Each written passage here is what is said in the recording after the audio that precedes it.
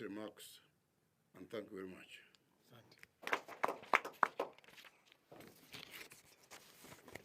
These were his remarks, and thank you very much. Thank you. Thank you, Chair.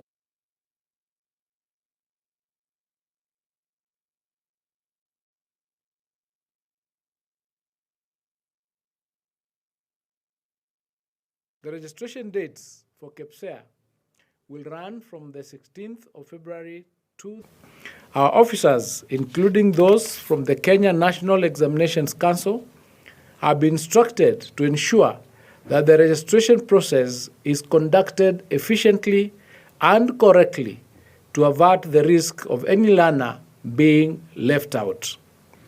In the past, including in the just concluded examination and assessment cycle, there have been cases of learners who have suffered because their heads of institutions uploaded erroneous data by, for example, as the CEO has indicating the wrong gender. In some cases, some learners were not registered at all.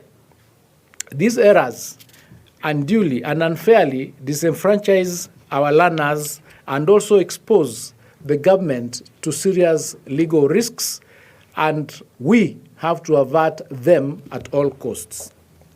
In fact, for the 2026 cycle, we will identify any of the heads of institutions that will not have registered or will have registered related errors for appropriate disciplinary action by the Teachers Service Commission.